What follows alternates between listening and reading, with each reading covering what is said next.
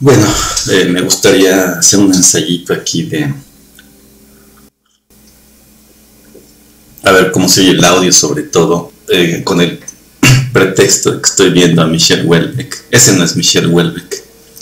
Michel Houellebecq es ese que va a aparecer ahorita. Ahí está. Ese de ahí es Michelito. Y pues bueno, ahí está chiquito, desde luego.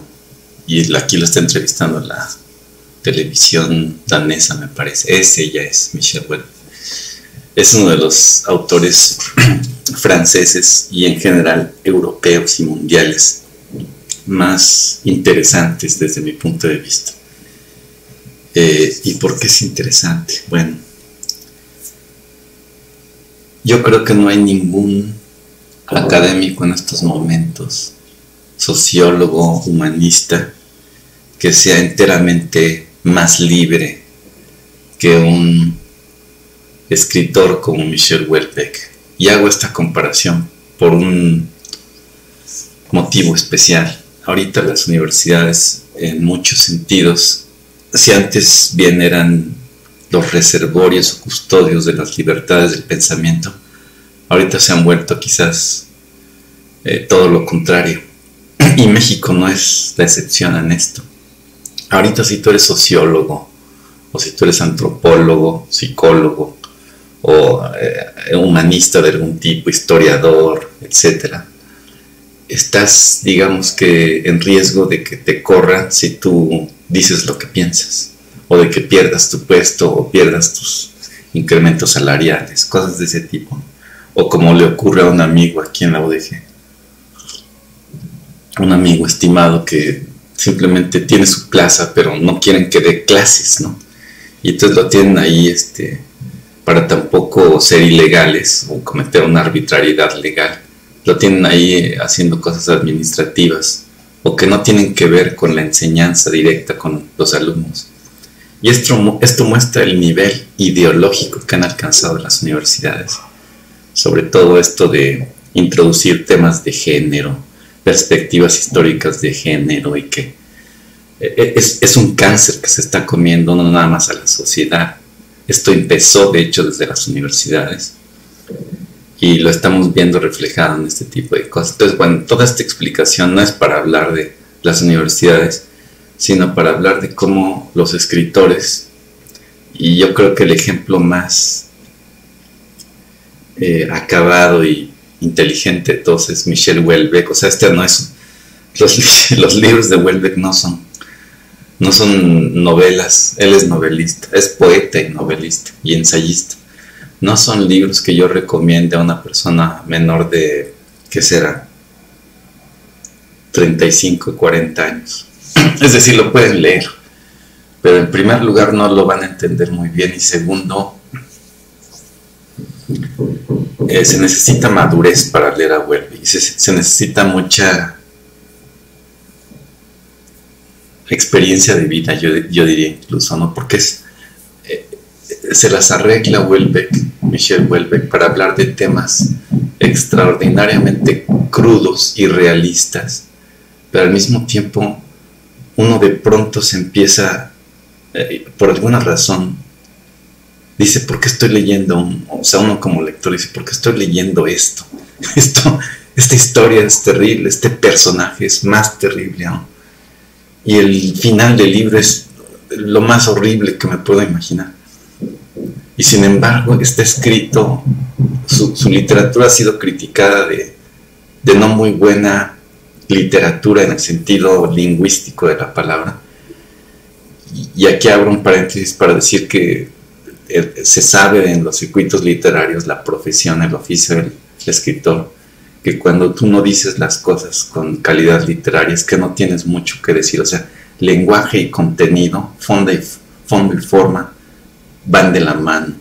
Y cuando el fondo, cuando no hay nada en el fondo, eso se refleja también en la escritura, en la forma, que es mala. En ambos casos es mala, el fondo y la forma. Pero Michel Houellebecq tiene la peculiaridad de que es profunda su literatura, y al mismo tiempo uno podría pensar que su lenguaje es superficial y no es superficial.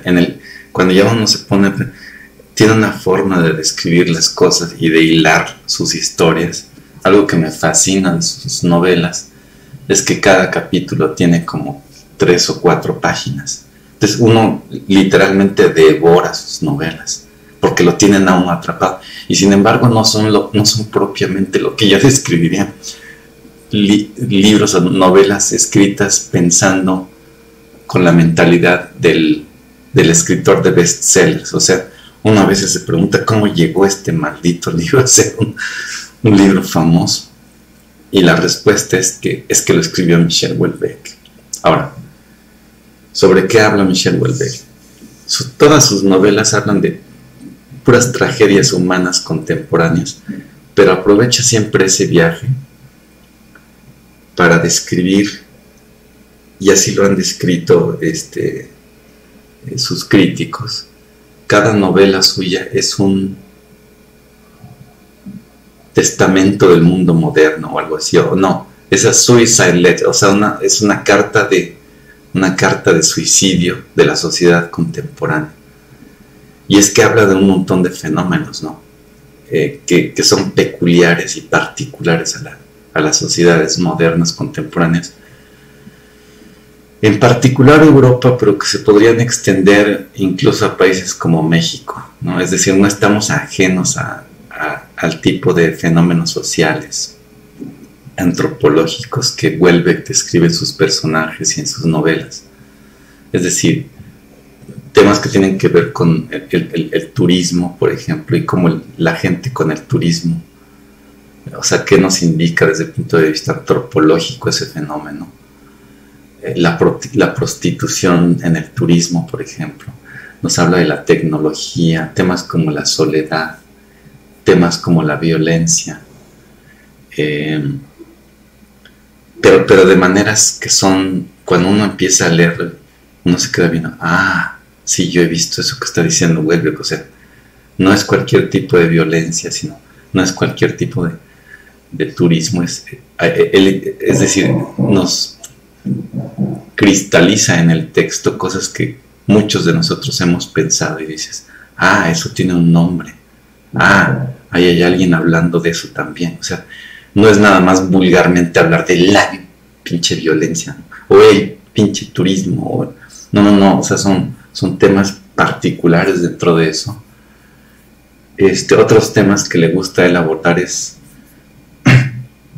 el futuro, casi ficcional, o sea, no es propiamente ciencia ficción, jamás diría yo que es ciencia ficción, más bien es como sociología ficción. Entonces, ya para terminar, lo que me gustaría decir de Houellebecq es que el gran atributo que tiene, aparte de que yo no lo recomiendo, o sea, este no es un video para recomendarlo, es más, no lo recomiendo, pero el gran atributo de por qué me gusta leerlo es porque él dice con sus novelas lo que ningún catedrático universitario en estos momentos puede decir en algún artículo científico o artículo de revista, carajo, ni siquiera en ningún suplemento, mecanismo de comunicación universitario puede hacer. O sea, y eso es lo que el mundo editorial quizás te da todavía, ese tipo de libertades, pero ojo, a través de la ficción, es decir, a través de la ficción él está pudiendo comunicar a un gran público, millones de personas a estas alturas, lo que nadie a través de un artículo científico podría comunicar. Ahora uno dirá, pues sí, pero el artículo científico tiene más credibilidad que una novela, por ejemplo.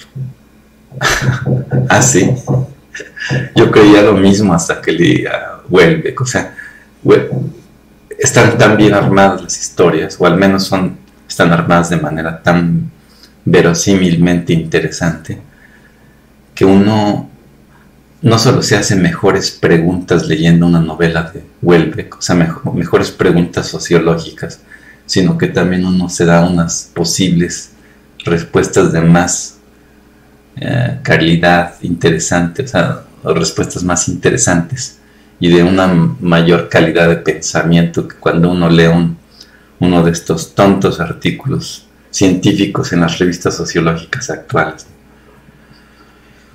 Entonces esta no es una recomendación a Houellebecq, es simplemente una toma de nota sobre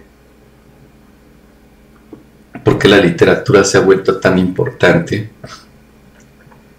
y tomando como ejemplo el caso de Houellebecq, y también un poco para reflejar la realidad de las universidades y por qué algunas personas como yo, que incluso tenemos doctorados en ciencias, volteamos a ver hacia la literatura como una cosa más genuina, más auténtica incluso que lo que pueda uno hacer en las universidades en muchos casos. Hasta la vista, buen hombre.